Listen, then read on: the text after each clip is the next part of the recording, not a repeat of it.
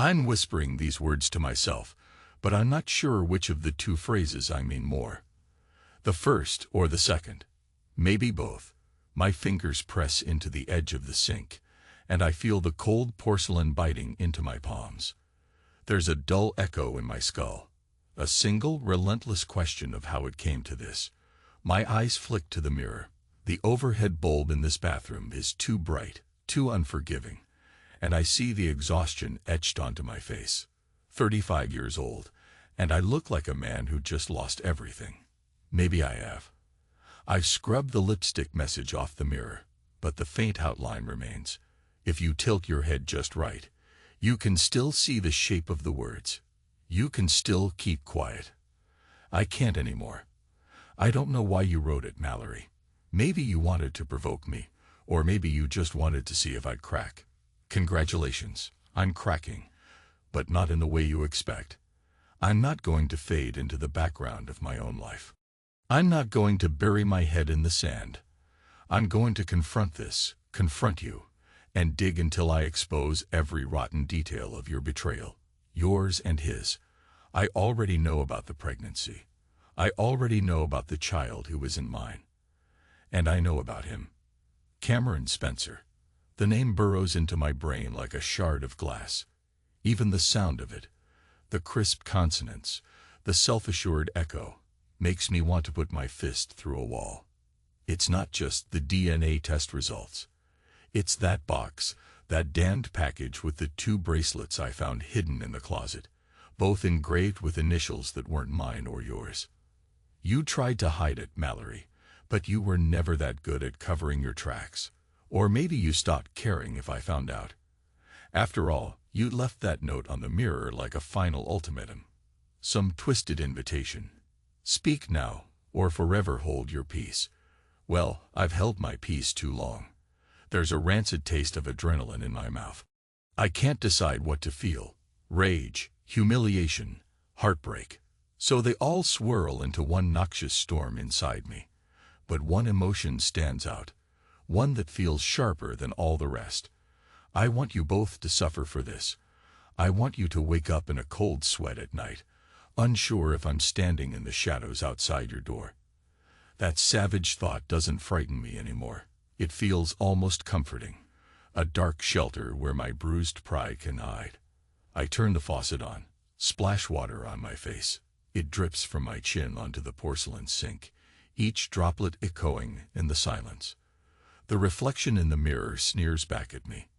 The lines around my eyes look deeper, older. The short, dark hair I keep meaning to trim is disheveled from running my hands through it too many times.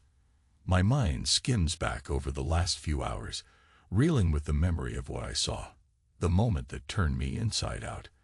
I should have guessed something was wrong earlier, but I didn't want to see it. I was a fool, maybe. I had hope, illusions that this marriage was built on love and mutual respect. Now I wonder how long you've been lying to me. Weeks? Months? Longer? When I push open the door and leave the bathroom, the hallway stretches out in front of me like some tunnel in a bad dream. The house is too quiet, but it still holds the echo of what I heard earlier, your voice, your muffled gasp, and his breathless groan.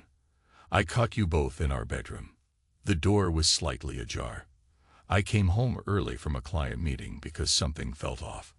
My phone buzzed with the DNA lab results while I was in the car, and a wave of nausea nearly forced me off the road. Maybe some twisted sense of fate led me back a bit sooner than you expected.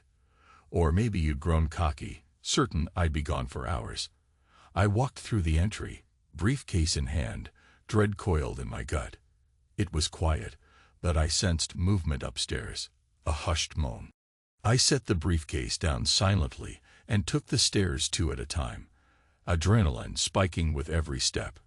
I remember freezing outside the door.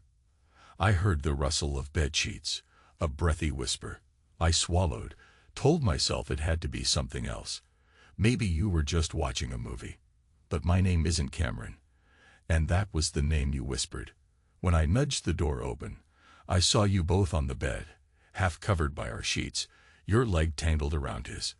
The overhead light was off, but the afternoon sun glowed through the curtains just enough to illuminate the slick sheen of sweat on his back, the curve of your bare shoulder.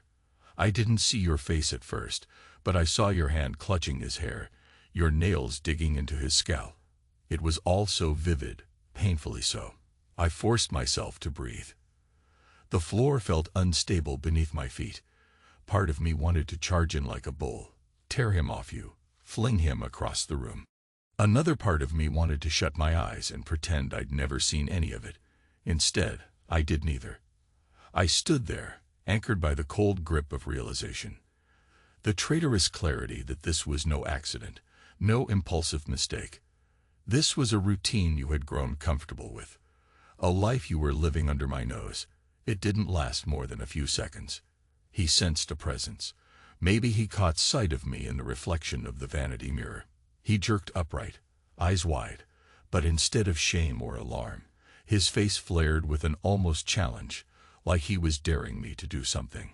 You turned your head slowly, the flush on your cheeks as much from exertion as from shock. And that was when I saw it, Mallory, that flicker in your eyes, like you'd been waiting for me to find out. You didn't scream or rush to cover yourself. You just stared at me, as though summoning the nerve to see how I'd react. I said nothing. I don't even remember blinking. A wave of cold fury swept through my veins, but the strangest part was that I didn't explode. I inhaled, exhaled. My chest hurt, like I'd been punched. Then I took a single step back, slowly shut the door, and walked downstairs. I didn't slam it. I didn't hurl curses through the wood. I just closed it gently, as if that made any difference. That was, maybe, an hour ago. Now, I can't stop thinking of it. Every detail is scorched into my memory.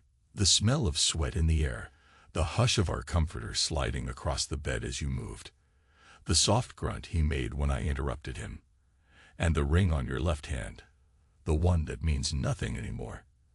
That ring glinted mockingly in the faint light, and it felt like a knife to my throat. The bed squeaked, the floor creaked, and then there was my own heartbeat, hammering in my ears. You've been silent since then. I can hear you moving around the bedroom, maybe dressing, maybe wiping your tears, if you have any tears at all. I step out into the hallway. The sun is lower now, painting the walls in dull orange. My footfalls are heavy on the hardwood, a slow, menacing rhythm. I'm heading toward that bedroom door again. This time, I'm not leaving until I get answers. I've found my voice, and it's laced with a bitterness I've never felt before. I push open the door. You're perched on the edge of the bed, wearing a loose robe. You look up. I notice your eyes are rimmed with red, but you don't say a single word. Cameron is gone. I can smell the faint trace of his cologne, something woody and expensive. The sheets are still rumpled. I see the imprint of two bodies there. My throat constricts. I shut the door behind me, lean against it. My heart is pounding, but my face is calm. You meet my gaze and hold it, your lips parted. There's no apology there, no confession. I stare at you, wanting you to beg or at least show some shame. Instead, you stay silent, exactly as you were earlier. It's as though you've decided your words can't fix this, so you won't offer them at all. I run a hand through my hair. You're not even going to deny it, are you? I say, my voice cutting through the stale air. You just assume I'll figure it all out. And that's that. You say nothing, but your breathing quickens. I see your chest rise and fall. I step closer. I got a package today. I continue, my voice dangerously level. 2 bracelets with initials I don't recognize. Funny how they arrived the same day I got the results of the DNA test you asked me to do. My eyes flick to your stomach. You've done a decent job hiding your pregnancy so far, but I know. You told me you were carrying my child. Yet you refused to let me come to the doctor appointments. You blamed it on scheduling conflicts or your need for privacy. I believed you because I wanted this child. I wanted us to be a family. Now I'm standing here, seething. The man you betrayed, and you won't even speak. I grab the edge of the mattress, feeling the softness of the comforter under my knuckles. A flash of memory hits me, the two of you, writhing on this bed not long ago. The bed I bought. The bed we slept in for years. It's ridiculous, the way possessions come to mind in moments like this. But I can't help it. Were you ever going to tell me? I ask, my voice dropping to a near whisper. Or did you prefer the thrill of sneaking around behind my back? Still nothing. You lower your gaze, but it's not enough. I inch closer, my pulse hammering. I'm not sure if I'm going to shake you or collapse at your feet.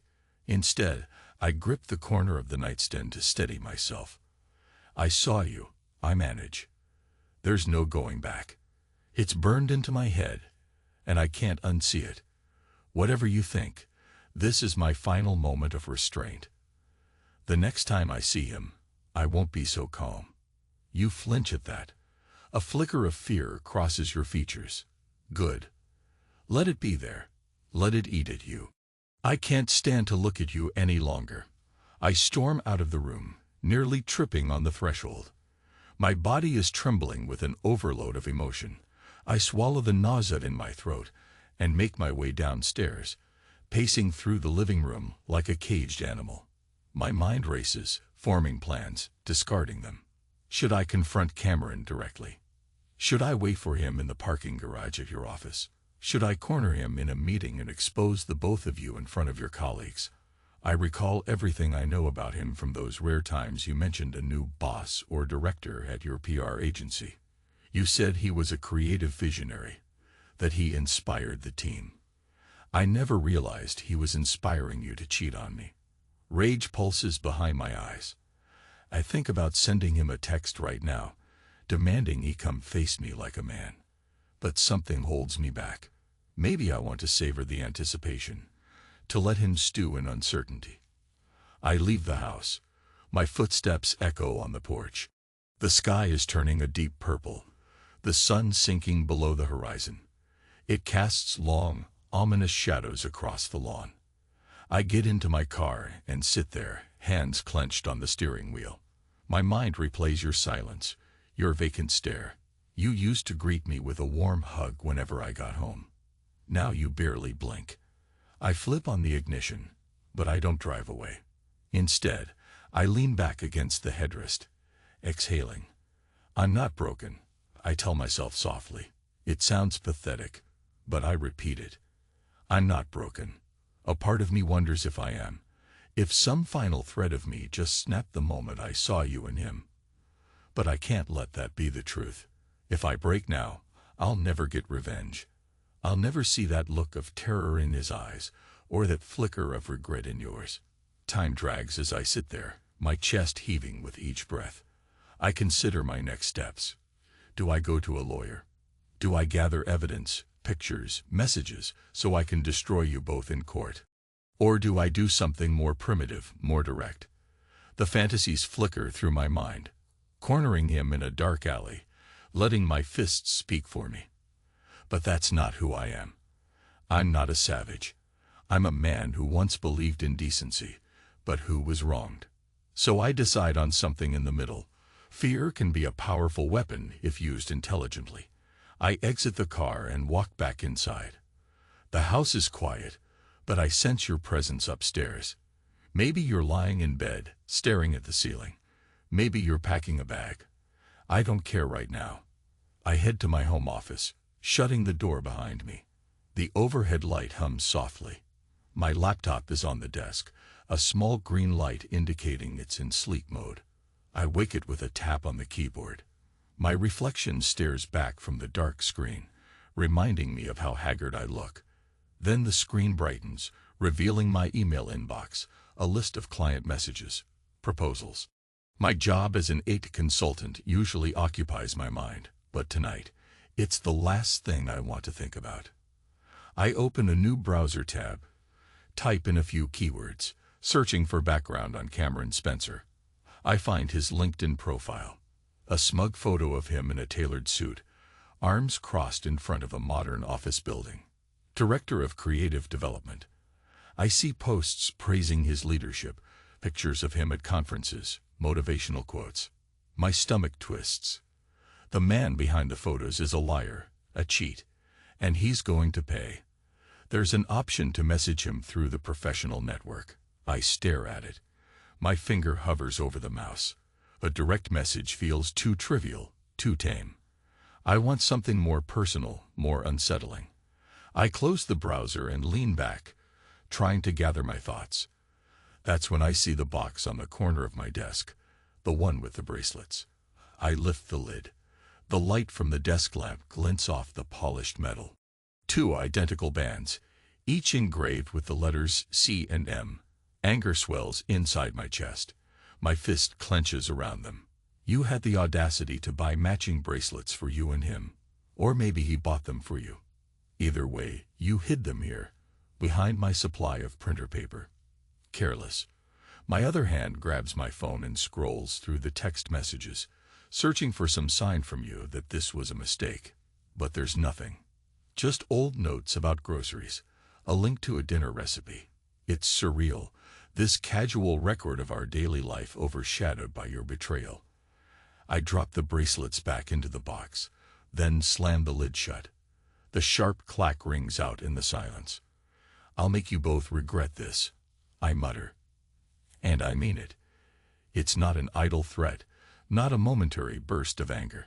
It's a promise to myself. I'll use every resource I have, my intelligence, my cunning, my knowledge of technology, to make sure you and Cameron feel the weight of my wrath. I'm done being the nice guy, the trusting husband who overlooks suspicious phone calls and late-night work dinners. I turn off the lamp and stand in the darkness of my office. The faint glow from the hallway casts flickering shadows across my desk, my bookshelves, the family photos on the wall.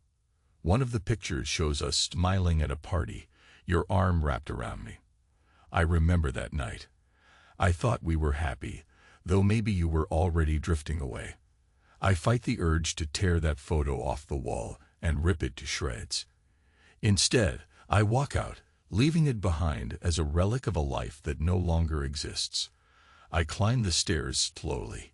Each step feels heavier than the last, as though my body is weighed down by the betrayal. When I reach our bedroom, I see the light under the door. I push it open. You're still there, sitting with your back against the headboard, knees drawn up to your chest. You look at me, but remain silent. I stand at the foot of the bed, crossing my arms. For a moment, I just stare, my eyes scanning your face. I want to hear you say something, I murmur, my voice tight. Anything. Just lie to me if you have to. Tell me it was a mistake, that you regret it. Your lips tremble, but you don't speak. You just watch me with this haunted look. Fine, I say, voice trembling with scorn. Keep your silence. It won't change what I have to do. I turn off the light without warning, plunging the room into near darkness. I hear your quick intake of breath, sense your body tensing. I step around the bed, slip open the drawer of the nightstand. My hand grazes over a small flashlight, a pen. I find what I'm looking for, a pair of old house keys you keep there, or used to keep there.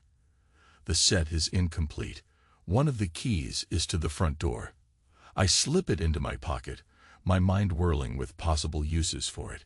With the lights still off, I lean down to your level. My face is inches from yours, and I can barely make out the line of your jaw in the dim glow from the street lamp outside. You wanted me to know, I whisper. You wrote it on the mirror. You practically invited me to catch you. Don't pretend you're innocent. You can't run from this. I'm done waiting for explanations. Your breath hitches, but you remain mute. My anger flares, and I almost lose control. My hands shake with the urge to grab you, shake you, force out a confession. But I hold back. The bitterness in my chest is enough to keep me steady. Stay here, I say, though I know you can do what you want. If you leave, I'll find you. I walk out into the hallway again. My footsteps are methodical, echoing in the stillness. It strikes me as odd that the house we shared for years now feels like a battlefield, and I'm marching through it, claiming territory with each step. I descend the stairs once more, heading for the kitchen. I flick on a light. The clock on the stove reads 9:47 p.m. Time is crawling, yet I feel like my life has collapsed in the span of an afternoon. I open the fridge, stare blankly at the contents. Milk, leftover casserole, vegetables. My stomach churns at the thought of eating. I slam the door shut. Focus.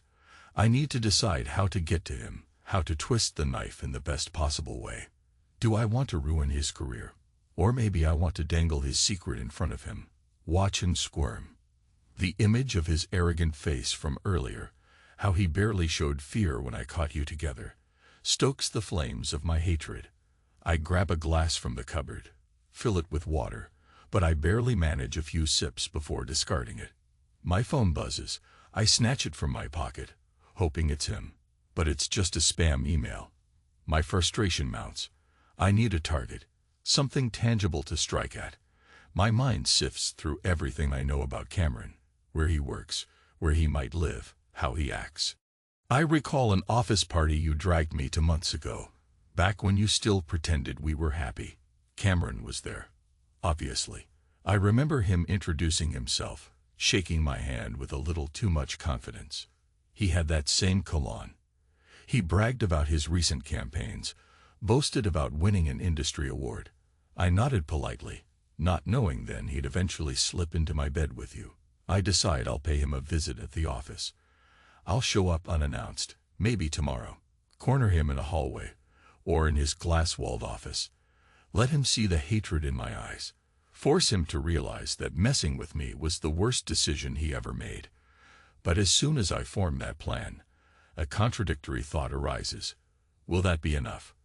Will simply confronting him at work truly satisfy this hunger for vengeance? Something more cunning might be in order, a plan that unsettles him day and night. I can use my IT skills, send him anonymous messages, hack into something, leak a rumor that could cost him his position. Or maybe I can slip those bracelets onto his office desk with a note that says, "You will pay." The possibilities swirl in my mind, each one more elaborate than the last. My chest tightens with excitement at the thought. I want them to suffer. That desire pulses through me like a second heartbeat. I press my palm against the countertop, feeling the cool granite beneath my skin, letting the wave of vengeful adrenaline flow over me. I feel a presence behind me. I spin around. You're standing at the threshold of the kitchen, robes still clutched around you.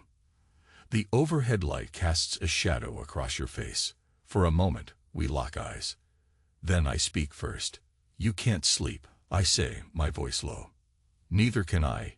You remain quiet, and the weight of everything unsaid crushes the air between us. I wait, hoping you'll break your silence, but you won't. I see the flicker of sadness in your gaze, or maybe it's guilt. I can't tell anymore. I gesture for you to come closer, and you do, albeit hesitantly. You stop a few feet away, your arms folded protectively over your stomach. Are you trying to show me you still live here? I ask, a bitter edge to my tone. This is your house too, after all, or it was, before you turned it into something else. You lower your gaze, eyelashes fluttering.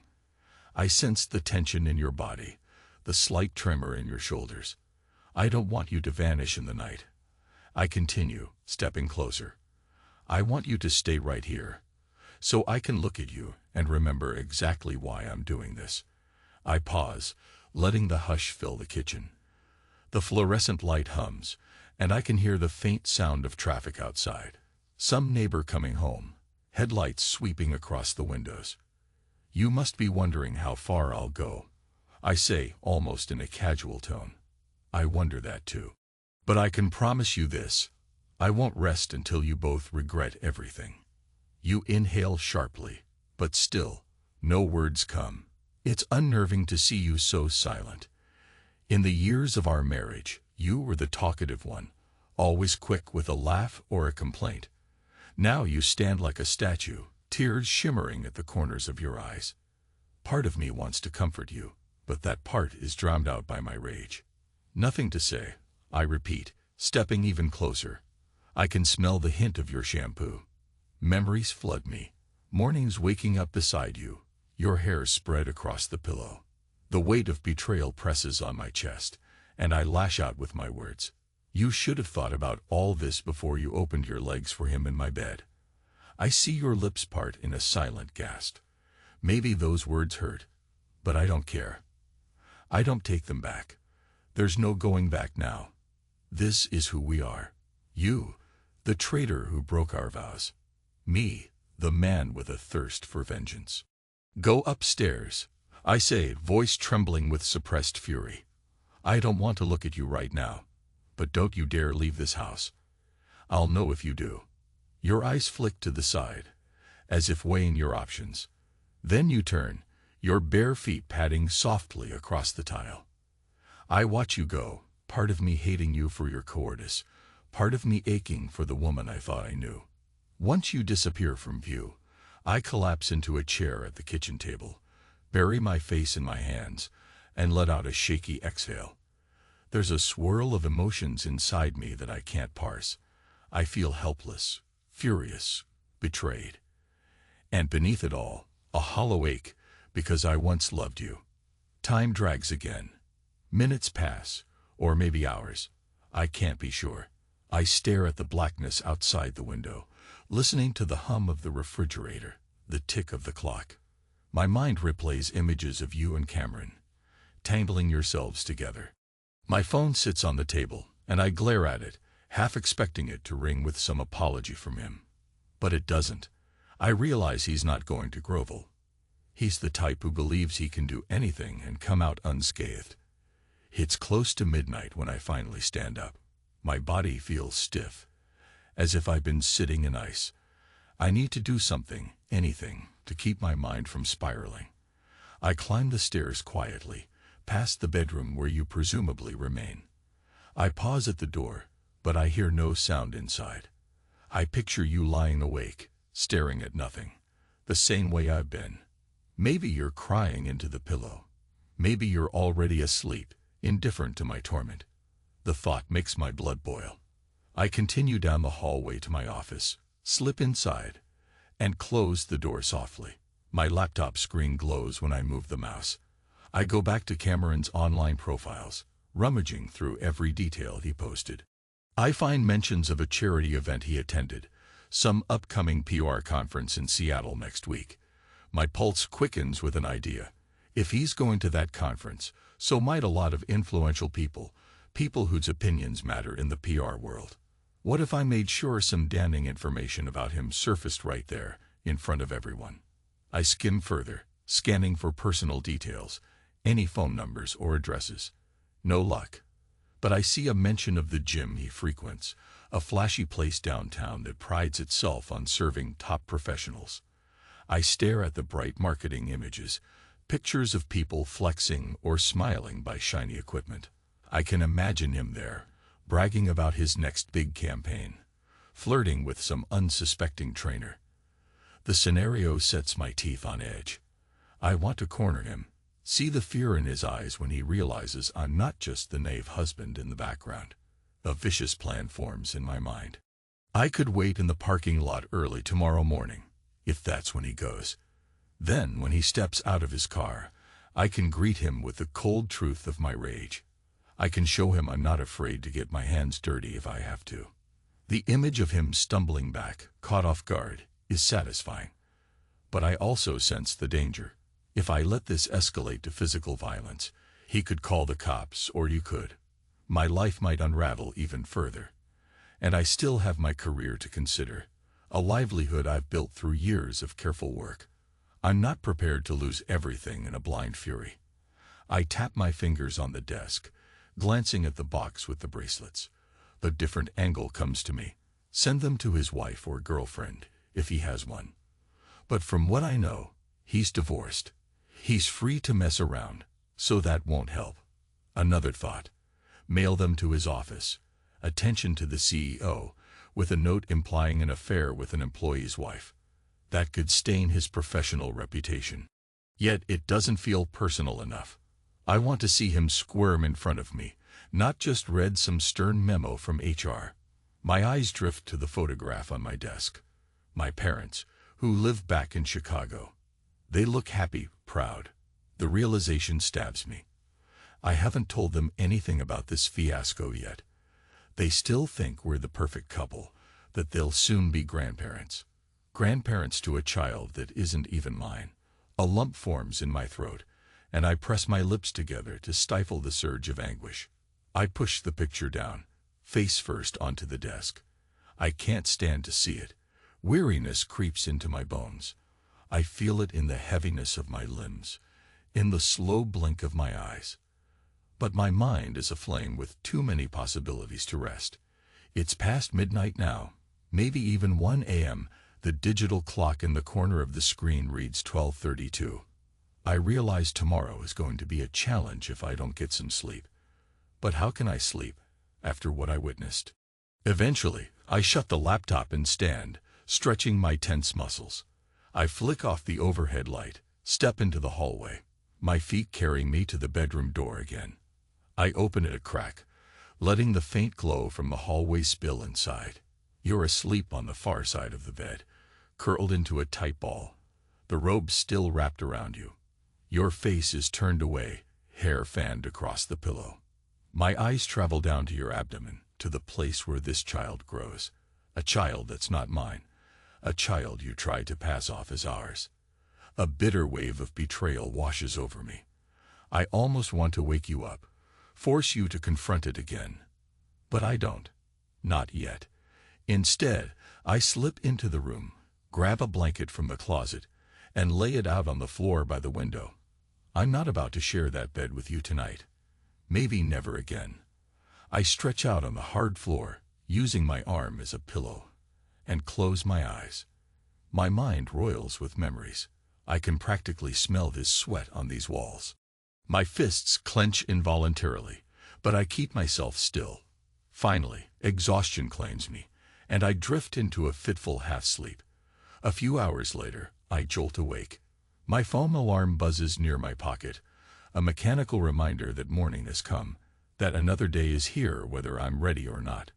My neck aches from the awkward position on the floor. I sit up, rubbing my stiff shoulders. The bed is empty now. At some point, you must have gotten up and left. The robe lies crumpled on the sheets, and I sense your presence somewhere in the house. I rise to my feet, step slow as I leave the room. A faint light seeps through the windows. Pale morning gloom. I head downstairs, find you in the kitchen. You're still silent, standing by the sink, staring out the window at the yard. I notice you've changed into a simple dress. Your hair is pulled back. You look almost composed. When I appear, you turn your head slightly, acknowledging me with a glance. But again, not a word. I approach, sliding my hands into my pockets. I'm going out, I say, tone abrupt. I have to meet some clients. It's not entirely a lie. I do have obligations, a job that requires me to keep functioning. Even if my personal life is in shambles, I can't just abandon my responsibilities. Besides, it'll give me time away from here, away from you, to think clearly. You shift your weight from one foot to the other, but say nothing. There's a tension in the air, a mutual understanding that we're existing on the brink of a war zone. Don't disappear, I warn, stepping closer. I'm serious. If you go running to him, I'll know. Don't test me. A flicker of emotion crosses your eyes, fear, or maybe anger. Then you turn away, lifting your chin in a silent act of defiance. I want to lash out, but I reel it in. Instead, I stump toward the front door, snatch my keys from the hook, and leave. The crisp morning air hits me as I step onto the porch, and I inhale deeply, trying to calm my hammering heart. The city seems almost peaceful at this hour, the sky a gray canvas slowly brightening. I get into my car, start the engine, and pull away from the house. As I drive through the quiet streets, I can't help replaying what I witnessed yesterday. The betrayal remains seared into my mind, fueling my determination. My phone buzzes in the cup holder. I glance at the screen, a text from a colleague about an upcoming meeting. I force myself to focus on the road, turning corners, merging onto busier streets. Stay calm. Hold on to your anger, but don't let it control you. You'll need it for later. By the time I reach the client's office, the morning hustle has begun in earnest. Suits and ties swarm the sidewalks, coffee cups in hand. I park, exit the car, and lock the doors. My reflection in the tinted window shows a man with dark rings under his eyes, jaw clenched. I rub my temples, trying to summon some semblance of professionalism. Despite everything, I have to function. The meeting is a blur. I discuss security protocols, data management solutions, my usual consulting repertoire. My mind autopilots through the slides and demonstrations. My client, a middle-aged man with thinning hair, seems impressed enough. He asks questions, I answer. We schedule a follow-up. The normalcy of the process almost makes me feel stable, but the moment I step out of the conference room, the weight of your betrayal slams back into me. I hurry to my car, ignoring the polite goodbyes from my client. Once behind the wheel, I let out a ragged breath. My phone vibrates again, and I check it, half hoping it's something from Cameron. It's not. Just an automated reminder about my next appointment. My jaw aches from grinding my teeth, and I realize I need a better plan than just waiting for him to contact me. I can't storm into your office. That could backfire, or cause a scene that might harm my own reputation. But I can't do nothing either.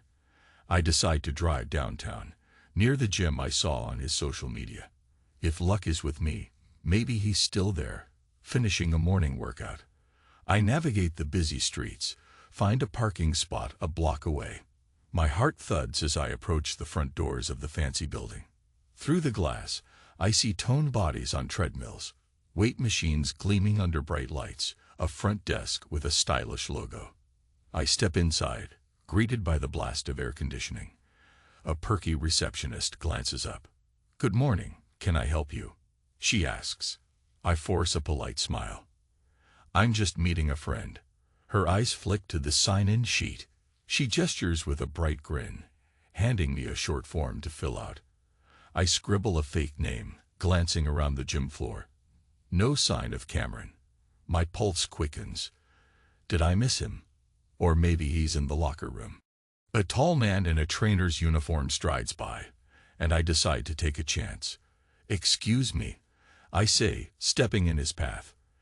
"I'm looking for Cameron Spencer. We were supposed to talk about a marketing project." He looks me up and down, a bit suspicious. "Cameron left about 15 minutes ago," he replies. "He usually finishes his session around 8. My jaw tightens. "Right, thanks anyway." He nods and moves on. I linger for a moment, cursing my luck. He was here, but I missed him. I turn to leave, annoyance simmering. 15 minutes too late. Story of my life these days. As I exit, my phone pings with a text. This time, it's from a number I don't recognize.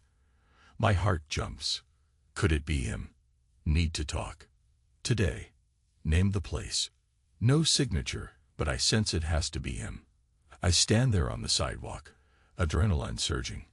My thumb hovers over the screen, and I type, "Who is this?" Instantly, I get another message. "You know who. Don't play games." A humorless smirk forms on my lips. So he wants to talk. Good. I type back. Fine. 6 p.m., the cafe on Pine and 4th. Alone. I press send, my heart pounding. This is it, a confrontation. I'm not sure if I'll manage to stay calm, but at least I'll have him face to face. The rest of the day crawls by in a haze of forced normalcy. Another short consultation, a handful of emails. My mind can't break away from the looming meeting. I keep picturing him swaggering in, confident as always, maybe even wearing that same cologne. Each image fuels my anger. I don't want to tip my hand too early, so I don't answer any more of his texts, though he sends a couple, likely verifying the time and place. At 5:50 p.m., I'm already at the cafe, seated at a small table near the back. It's a modest place, not too crowded, with warm lighting and the faint aroma of roasted coffee beans. A few people chat quietly, sipping drinks. My hands grip a half-empty cup of black coffee, though I can barely taste it.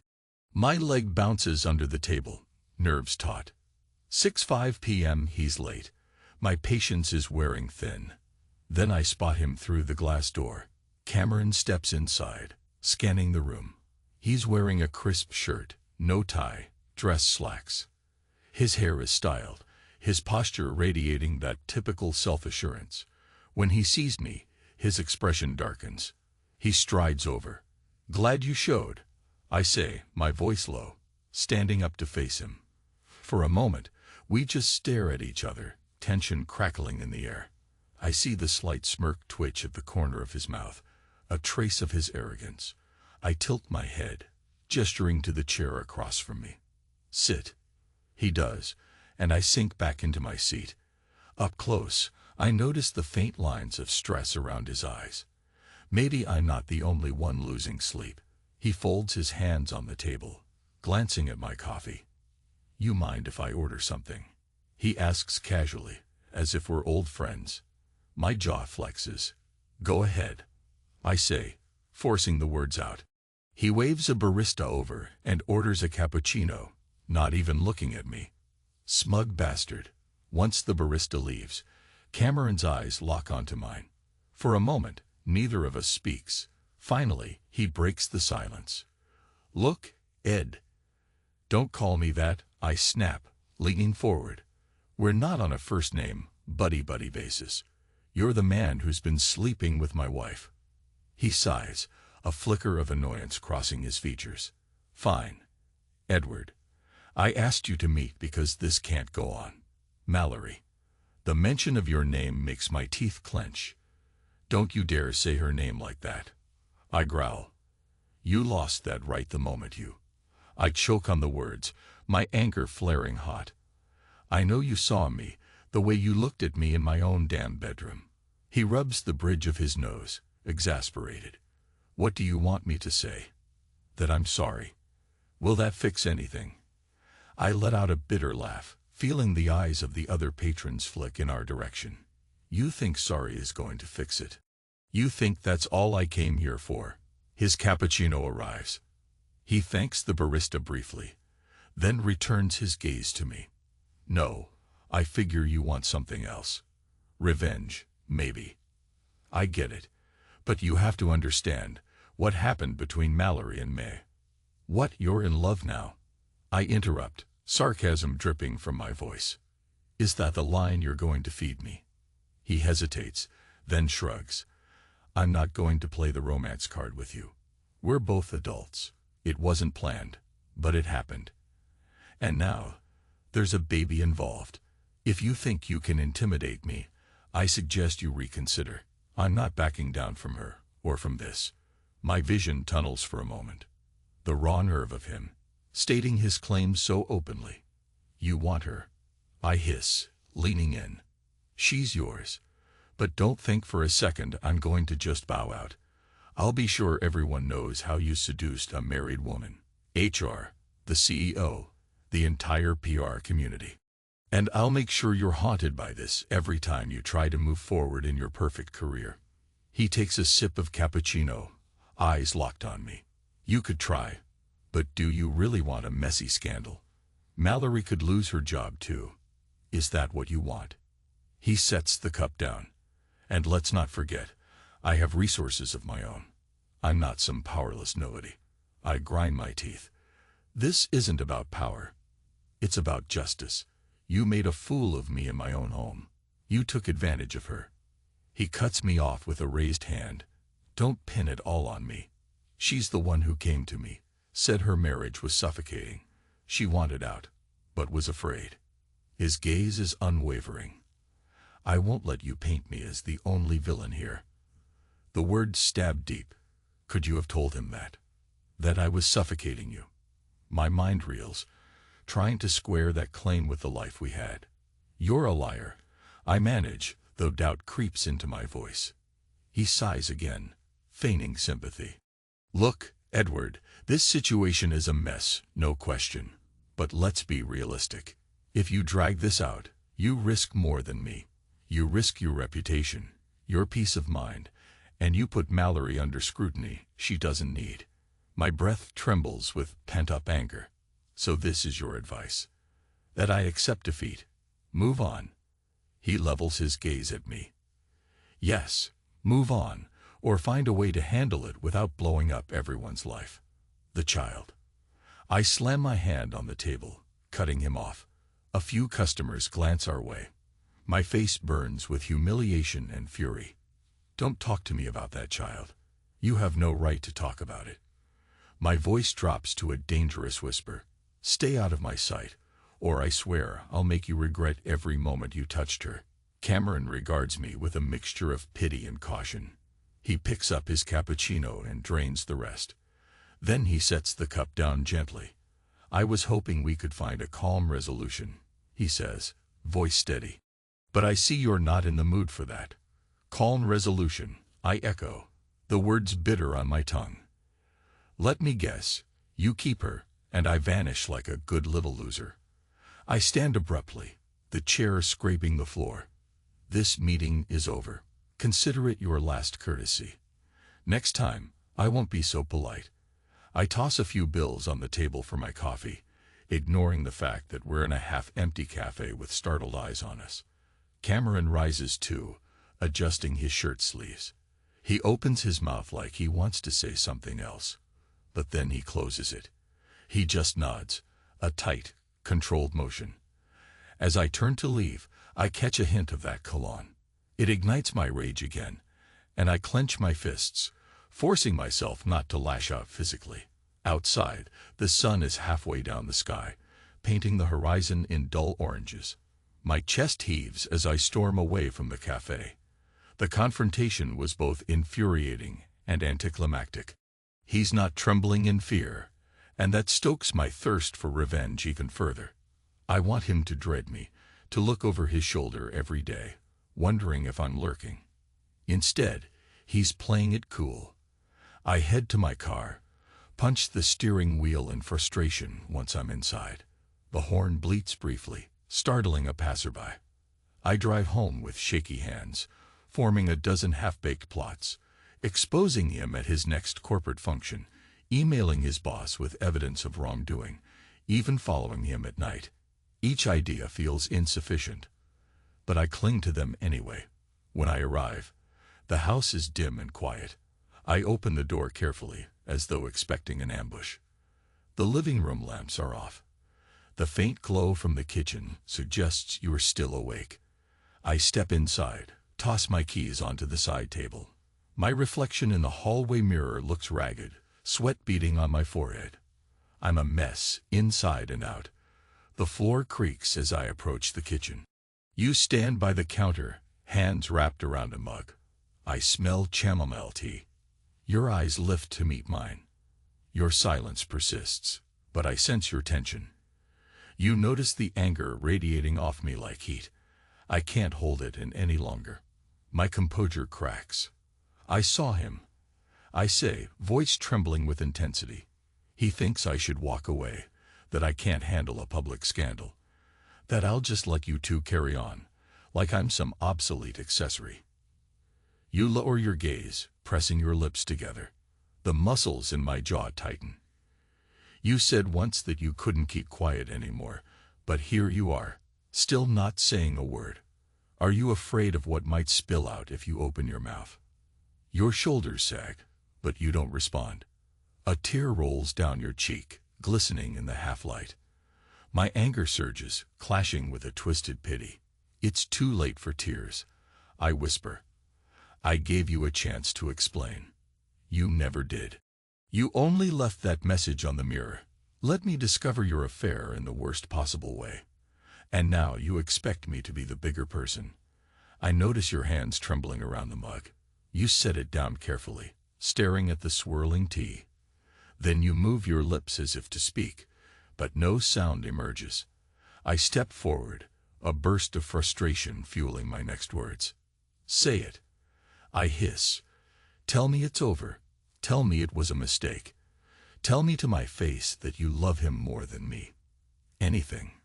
Just stop. I break off, unable to finish. My voice cracks. I feel an unexpected surge of emotions: love, hate, sorrow, longing. My head throbs with the contradiction. I slam my fist onto the countertop, making you flinch. What am I supposed to do with this silence? I demand, tone hoarse. You turn your face away, tears slipping down your cheeks. I realize with a strange sense of finality that I might never hear your reasoning. You're determined to keep your secrets locked behind your trembling lips.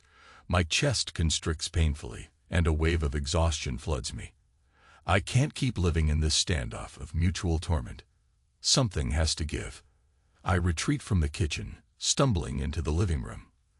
The darkness presses close, a comforting cloak for my shattered pride. I sink onto the couch, bury my face in my hands. A swirl of conflicting thoughts tears through my mind. The desire to hurt you both, the old love that still tugs at me, the looming presence of that unborn child who belongs to him, not me.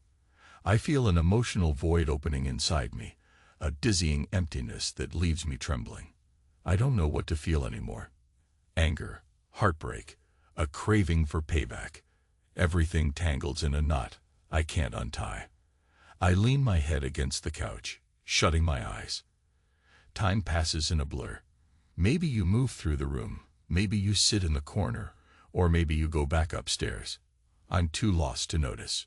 Eventually, a sliver of resolve anchors me. I'll end this on my terms. If you won't speak, if you won't cower, I'll orchestrate a final act that leaves no doubt.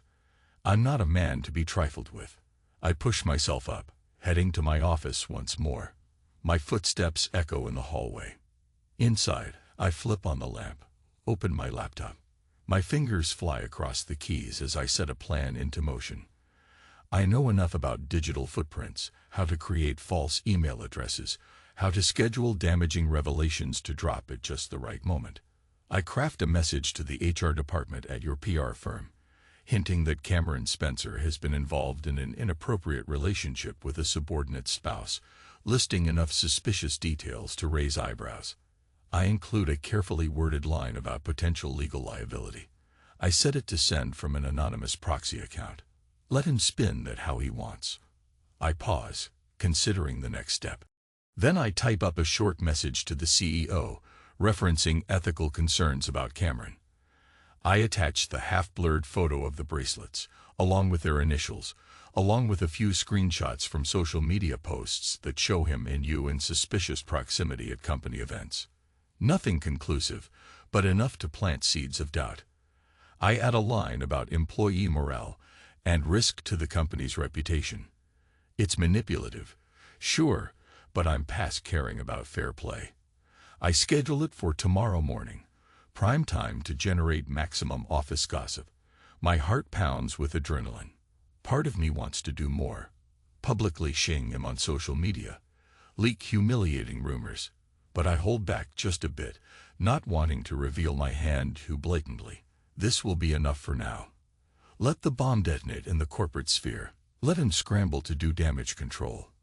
I closed the laptop, feeling a glimmer of grim satisfaction. I glance at the clock. 11:14 p.m. Another day nearly gone. 2 days since I caught you in bed with him, and my world turned upside down. Time doesn't heal. It just erases.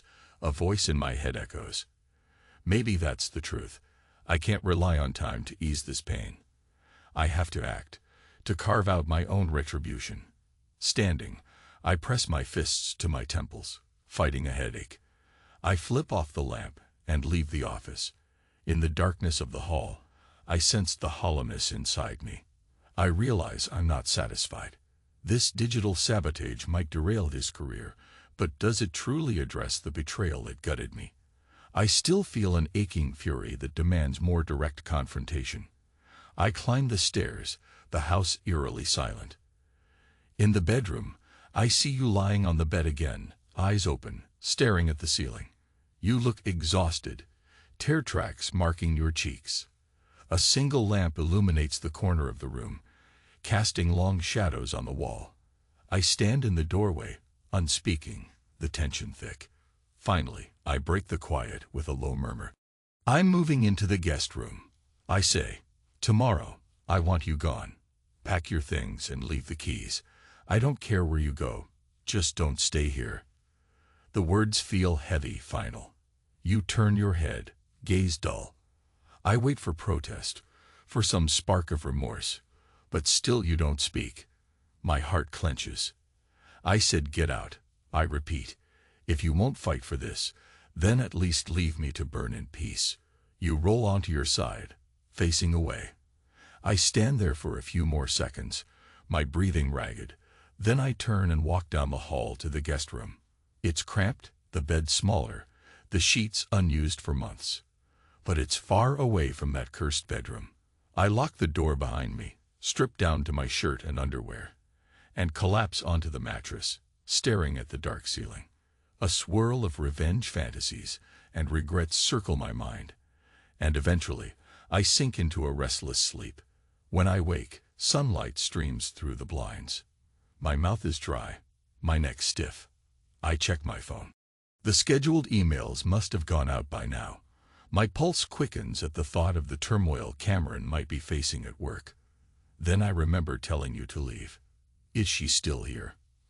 I fling off the covers, pull on some clothes, and hurry into the hallway.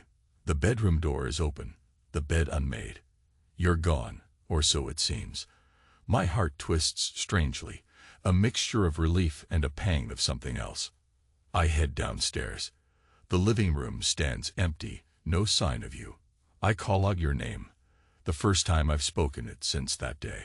Only silence greets me. You must have left earlier, quietly, taking your things without a single goodbye. I sink onto the couch, the magnitude of it washing over me. You're out of my house, out of my immediate sight. I feel a surge of savage triumph, followed by a hollow aftertaste. Time doesn't heal, I mutter aloud. It just erases. The echo of my own words in the empty house unsettles me. I bury my face in my hands, unsure if I'm mourning or celebrating. My phone vibrates, pulling me out of my reverie. I glance at the screen. A series of messages from someone in your PR firm, an old acquaintance I met at a holiday party. She's letting me know about some drama unfolding with Cameron Spencer. Looks like HR and the CEO received some concerning emails, raising questions about his conduct. The message ends. I don't know if you heard, but it's bad. People are talking. He might lose his position. I exhale slowly, my chest tightening. This is what I wanted, right? To see him fall. To see him sweat, scramble, and perhaps lose everything. The phone vibrates again. A new message from the same acquaintance. Mallory left her desk. She looked so upset. Are you okay? My jaw clenches. Of course you're upset, if you're even still at that company. All of this might blow up in your face too, just as Cameron warned. For a moment, doubt needles my conscience. Then I harden. You brought this on yourself. You both did. I type a short reply. And fine. Thanks for the update. And set the phone aside. My heart is pounding. This might be the beginning of the end for Cameron's spotless reputation. It doesn't fix my pain, but it's something. Time slips by. I force myself to get dressed, open my laptop, handle a few work tasks. My mind keeps wandering though, imagining the chaos at your office, the frantic hush in meeting rooms as they discuss the scandal. I wonder if Cameron is making phone calls, trying to do damage control. Maybe you're fielding questions, trying to remain silent as always. Or maybe you just flood. None of it matters. I tell myself. You're gone, and he's going down. Yet a heavy cloud of dissatisfaction lingers over me. I realize that no matter how spectacular his downfall, it won't erase the memory of what I saw. It won't bring back the life I thought I had. And it won't fill the yawning void left where my trust and love once lived. Late in the afternoon, I receive a text from an unknown number. I open it, expecting more workplace gossip. Instead, it's from Cameron. You think this is over? I know what you did. You're making a mistake. A hollow laugh escapes me. So he's realized it was me. Good. I type back. Not a mistake. This is what you deserve. Enjoy the fallout. Seconds later, another message arrives. We need to talk again. Face to face. I scoff. Talk. Now he wants to talk after I've lit the fire under him. I consider ignoring it, but a part of me wants to see him squirm. I message back. Fine. My house. Tonight. 8 p.m. Come alone. He doesn't reply, but I assume that means he'll be there. So I wait. The hours tick by in silent tension. My mind cycles through the day's events. You're gone, presumably staying somewhere else. Cameron is in trouble at work. And I'm alone in this big, quiet house. I feel the weight of it pressing down on me like a physical presence. 7 o'clock. I pace the living room. The final confrontation looms, and a dark part of me wants it to end violently. Another part warns me to be cautious. I can't jeopardize my freedom or my livelihood. My phone remains silent. At 7:59, headlights sweep across the window. I peer outside. A sleek car pulls into the driveway. My stomach tightens as I see Cameron step out. He stands there for a moment, scanning the exterior of the house. Then he approaches the front door. I open it before he knocks. Come in, I say, voice flat. He enters, glancing around warily, like he expects me to jump him. I close the door behind him, lock it. We're alone now, in the house where he committed his betrayal. Let's make this quick, he mutters, turning to face me. HR is all over me. The CEO wants a meeting first thing tomorrow. They're talking about suspension, possible termination. Good, I reply, letting a cold smile tug at my lips. I hope they ruin you. His nostrils flare. You think you're safe? This is going to splash back on Mallory. She's been questioned already. She might lose her job too. I cross my arms. She's old news to me. I lie through my teeth. She left this morning. I told her never to come back. Cameron scowls. You're destroying multiple lives here, not just mine. For what? To soothe your bruised ego. My bruised ego? I hiss, stepping closer. You came into my bed, with my wife, had the audacity to act like I was the interloper. Now you want me to weep for your career. Screw you. He clenches his fists. She wasn't happy, and you know it. Maybe if you paid more attention. Rage explodes in me. I slam my palm against his chest, shoving him back. He stumbles, catching himself against the wall. My voice echoes through the empty house. Don't you dare blame me for your affair. He recovers, chest heaving. Go ahead, hit me, if it makes you feel better. He spreads his arms, challenging me. Then what? You think that'll fix anything? I stand there, adrenaline coursing through me, fists raised. My breath comes in ragged gasps. I visualize lunging at him, pummeling him until he begs for mercy. But the madness in his eyes halts me. He wants me to lose control, to give him leverage. Instead, I swallow hard, stepping back.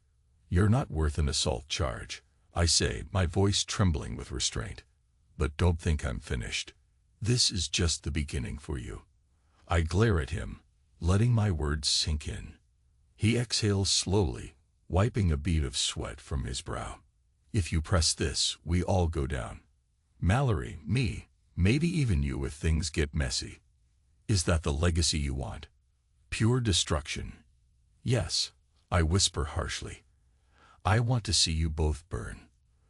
The living room light flickers, casting our shadows on the walls. For a moment, Cameron studies me, and I see something akin to genuine pity in his gaze. He straightens his shirt sleeves. You're a broken man, he says quietly. I know it hurts, but sometimes you have to let go.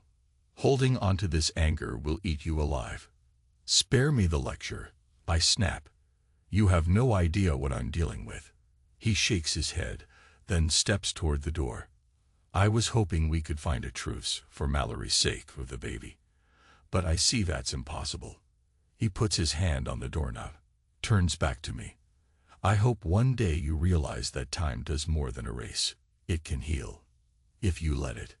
Get out, I snarl. He opens the door and steps into the night, leaving me alone again. My chest rises and falls with ragged breaths. I lock the door behind him, pressing my forehead against the cool wood. The echoes of our confrontation hover in the air, and I'm left with the resounding truth. Even destroying him at work, chasing you out of my house, it doesn't erase the agony in my soul. I sink to the floor, back against the door. The darkness of the house closes in around me like a shroud. My head throbs, and I hear the faint echo of your silence, of your unspoken words. Time doesn't heal, it only erases. The phrase resonates in my mind, pulsing with a harsh finality. It's true. No matter how many days pass, I'll never forget what I saw, what you did. Maybe eventually it'll fade, becoming a dull scar. But the wound is fresh, and it won't close anytime soon. Outside, the sound of Cameron's car engine fades into the distance. I close my eyes, leaning my head back, feeling the slow beat of my heart. The house is so quiet. I imagine you somewhere else, maybe curled up in a borrowed bed, tears on your pillow. Or maybe you're with him, planning your next move. My fists tighten on the floorboards, nails scraping the wood. I don't know where you are, and maybe I don't care anymore. I let the silence wash over me, a bitter acceptance settling in. I try to break you, to force a confession. I try to make him cower. But in the end, all I have is an empty house and a raging sea inside me. The revenge gave me a temporary rush, but it hasn't made me whole. I'm left with nothing but the realization that you and he have stolen a part of me I can't reclaim. Time might erase the details, might blur the edges of the memories, but it won't bring me peace. I'm a man undone. My trust, my illusions, my sense of self, all twisted into a single, throbbing bruise. Maybe tomorrow, or next week, or next year, I'll find a way to move on. But right now, I'm drowning in the aftershock. I whisper into the darkness, the same words I started with, though now they taste of ash on my tongue. I say, voice shaking, don't break. But even as the words leave my mouth, I know I'm already broken, and there's no going back.